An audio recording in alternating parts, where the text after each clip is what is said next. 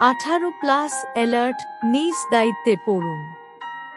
এমন কিছু শব্দ ব্যবহার করা আছে যা সকলের জন্য নয়। নগ্ন শরীরের উপর দিয়ে ঠান্ডা জলরাশি বয়ে যাচ্ছে। পানির স্পর্শ পেয়ে পিঠের ক্ষণগুলোতে জ্বালা করতে শুরু করেছে। ফর্সা পিঠে ক্ষতগুলো দেখতে বিভৎস লাগছে। দাঁতে দাঁত চেপে তা সহ্য করছে নিক। সাদা টাওয়াল পেঁচিয়ে ওয়াশরুম থেকে বেরিয়ে আসলো।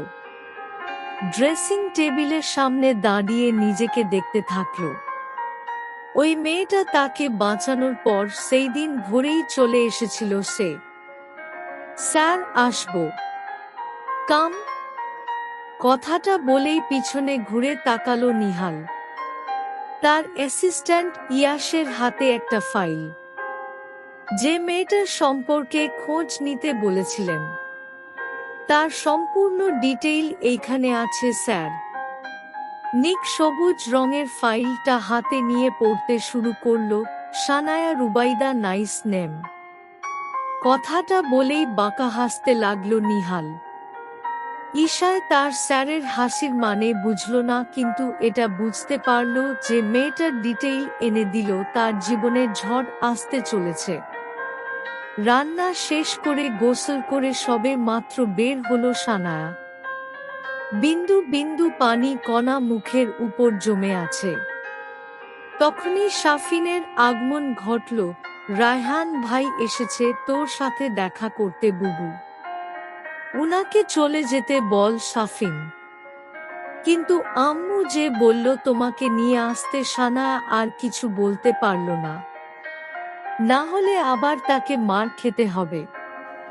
সেই দিন সে ছাদে গিয়েছিল, তখন ছাদে একটা ছেলে উপস্থিত ছিল। দুইজনের মধ্যে চোখাচোখি হয়েছিল। আর তখনই মুক্তি বেগম ছাদে আসে। ঠিক আছে তুই যা, আসছি আমি। শাফিন আবার নিচে চলে গেল। সানায়াও নিচে নেমে আসলো। আয় মা, বস এখানে। মুক্তি বেগম মিষ্টি গলায় কথাটা বলল। সানায়া অবাক হলো, কিন্তু মুখে কিছু না বলে তার পাশে গিয়ে বসল। রায়হান তোকে সাথে করে নিয়ে যেতে চায়।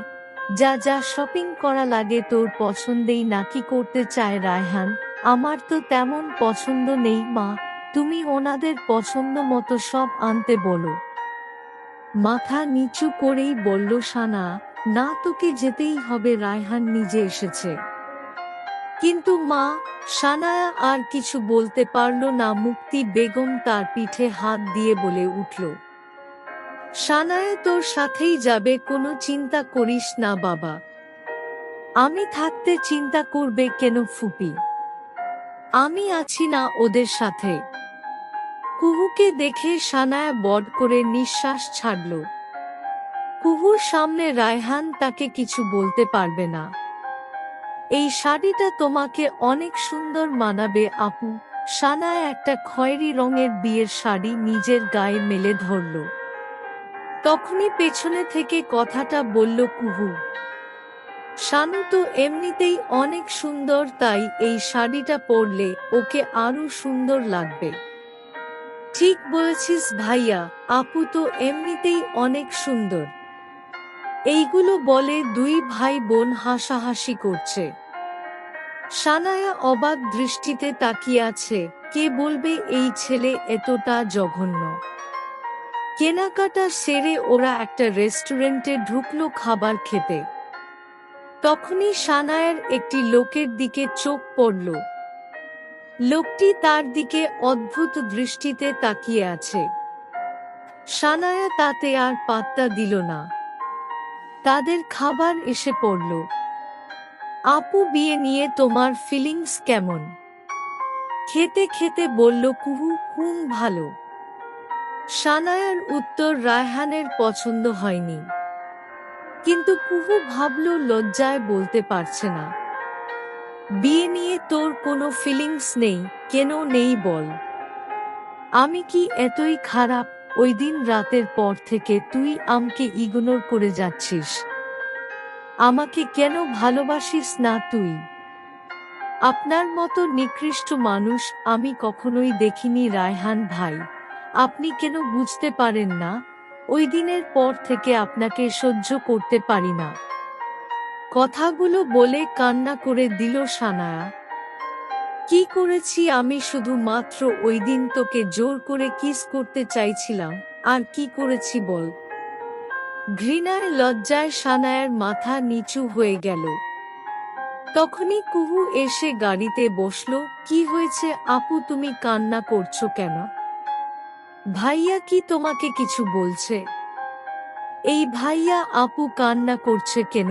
কিছু হয়নি আমার কুহু, তোমার ভাইও কিছু বলেনি। আসলে চোখে হয়তো কিছু পড়েছে। এই বলে সানায়া চোখের জল মুছে নিল। গাড়ি চলতে শুরু করলো। সানায়া বাহিরের দিকে তাকিয়ে আছে আর নিজের ভাগ্যের কথাই ভাবতে থাকলো। একটা ফাঁকা আর পুরাতন গোডাউনে আধভাঙা চেয়ারের সাথে কয়েকজনকে বেঁধে রাখা হয়েছে। কেউ একজন এসে সকলের মুখে গরম পানি ছুঁড়ে মারে। তখনই ধড়ফড় করে লোকগুলো চোখ মেলে তাকায়। ফুটন্ত গরম পানি মুখে ফেলার জন্য মুখে জ্বালা করতে শুরু করেছে। তখনই ঘরের ভেতর একজন কালো হুডি পরা লোক প্রবেশ করে প্রথম লোকটি বলে উঠে, কে আপনি আর আমাদের এইভাবে বেঁধে রেখেছেন কেন? হুডি পরা লোকটি কোনো কথার উত্তর দেয় না। একজন গার্ডকে কিছু একটা নিয়ে আসার জন্য ইশারা করে। গার্ডটি একটি ধারালো ছুরি নিয়ে আসে। কালো হুডি পরা লোকটি একজনের কাছে এগিয়ে যায়। লোকটি ভয়ে কাঁপতে থাকে। ওই মেয়েটিকে কারা মেরেছে? একটা ছবির দিকে ইশারা করে বলে। লোকগুলো কিছু বলে না। তা দেখে কালো হুডি পরা লোকটি একজনের গলায় ছুরি চালিয়ে দেয়। তারপর আরেকটা লোকের দিকে আগায় নিহাল।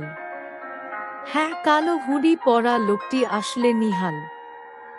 লোকটির কাছে গেল নিহাল, তারপর তার মাথায় কিছু একটা ঢেলে দিল।